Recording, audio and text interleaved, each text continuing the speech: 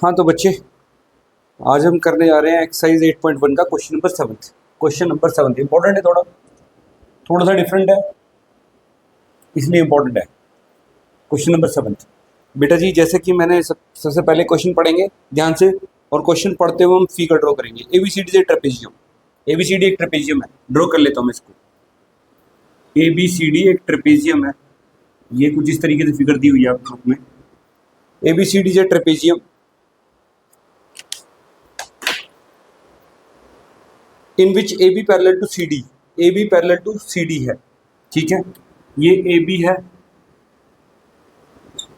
ये CD के parallel है, AB पैरेलल टू CD, ठीक है। AB पैरेलल टू CD दिया हुआ है, ठीक है बच्चे। And AD equals to BC, AD जो है ये BC के इक्वल है, ठीक है बच्चे। तो बेटा जी गिवन में साथ साथ लिख लेंगे। गिवन में क्या लिखेंगे बच्चे, थोड़ा मार्कर चेंज कर लेता हूँ, मार्कर अच्छे से चल नहीं रहा है। गिवन में क्या लिखेंगे बेटा, ये भी खराब हो गया है, इसको भी बदलते हैं।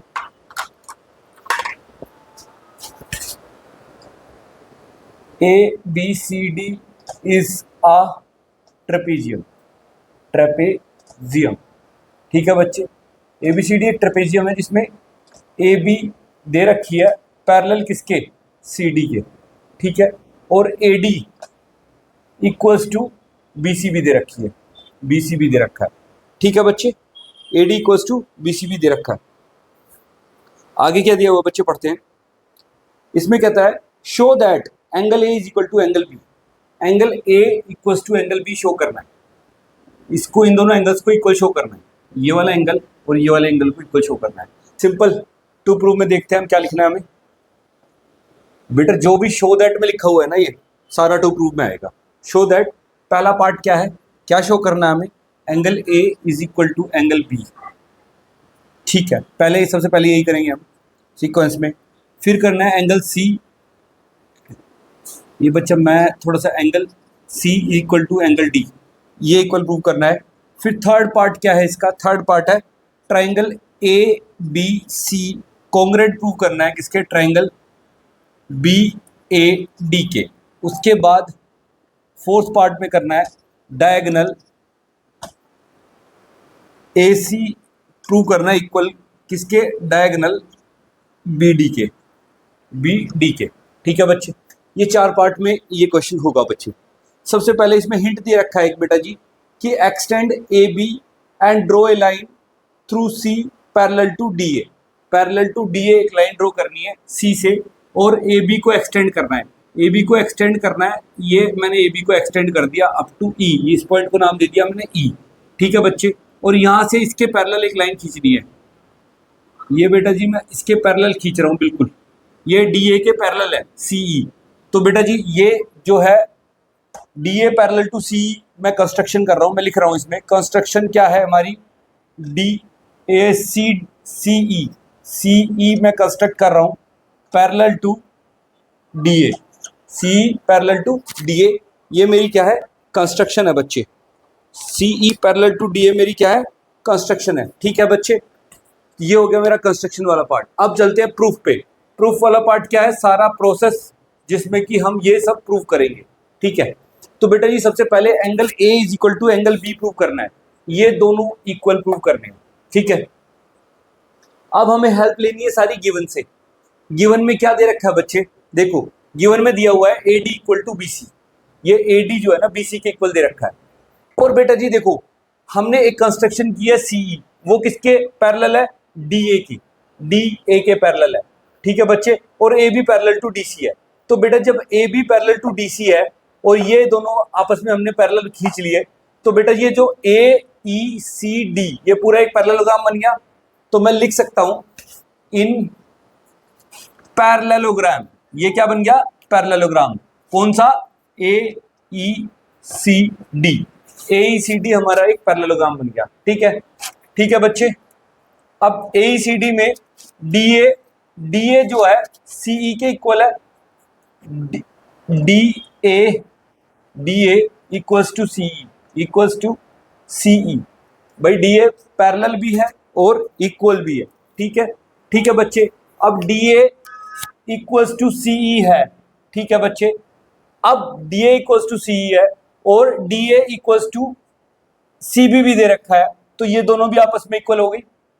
भाई ये इसके इक्वल है, ये दोनों आपस में पहले से इक्वल है।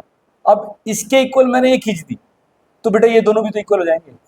भाई ये दोनों भी तो इक्वल हो जाएंगे, सिंपल, ठीक है। अब ये दोनों इक्वल हो गए तो बेटा जी ये क्या हो गया, आइसोसेल ट्रायंगल जिसकी दो साइड इक्वल हो गई।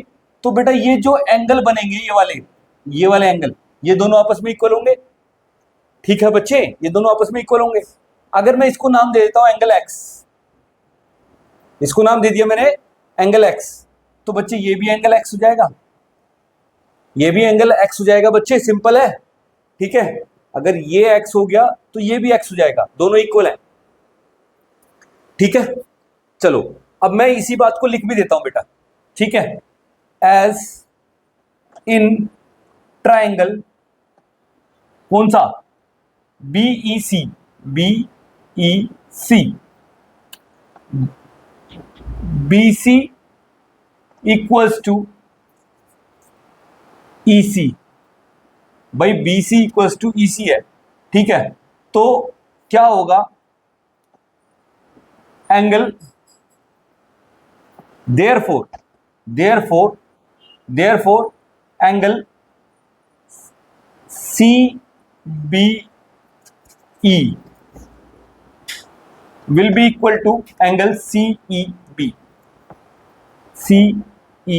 बी, ठीक है बच्चे। ये दोनों एंगल इक्वल होंगे और इनको मैंने नाम दे दिया इक्वल्स टू एक्स, तो मैंने एक्स लिख दिया, ठीक है बच्चे। अब ये मैंने किया क्यों, ये मैंने किया क्यों बच्चे, देखो मेरे बच्चों, देखो मैंने क्यों किया, हमें दिमाग लगाना है। ये दोनों एंगल इक्वल हो गए, अब मैं देखो यहां पे मुझे प्रूव करना है इन दोनों को इक्वल, इन दोनों को इक्वल, तो कैसे प्रूव करूं, मैं यही दिमाग लगाऊंगा।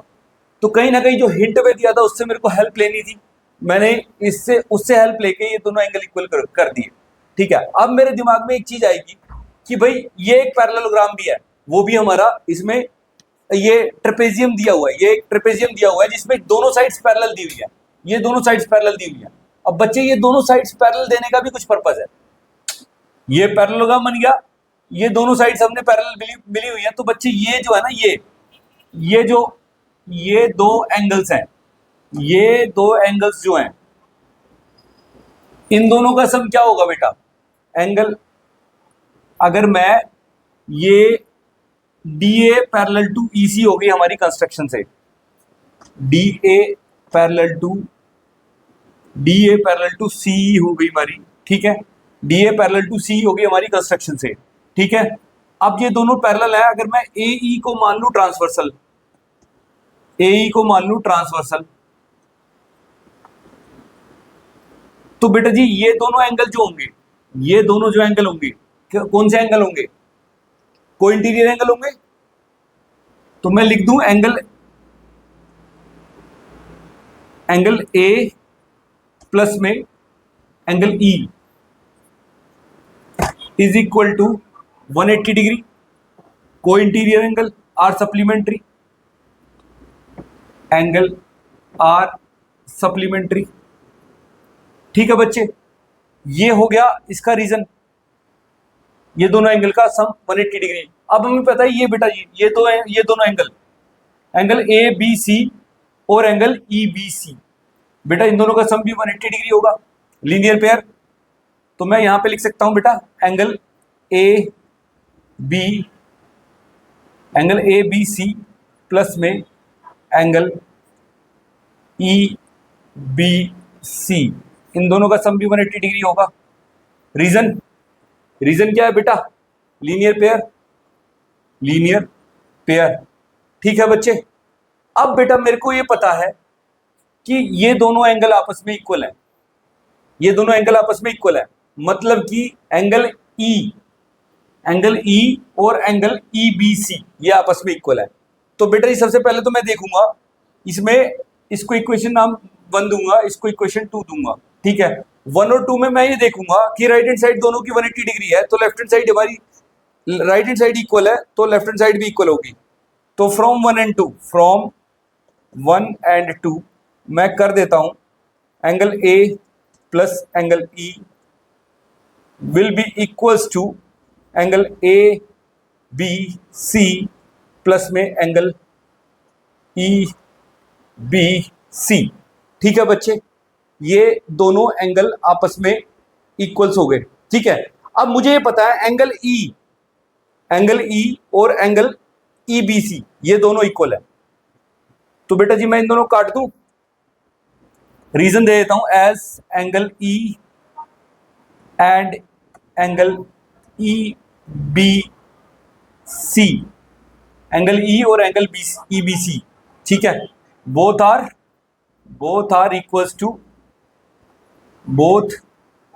इक्वल्स टू एक्स, दोनों एक्स के इक्वल मैंने मान रखा है। ठीक है, बोथ इक्वल टू एक्स, दोनों के दोनों जो है एक्स के इक्वल मैंने मान रखा है और दोनों इक्वल हैं।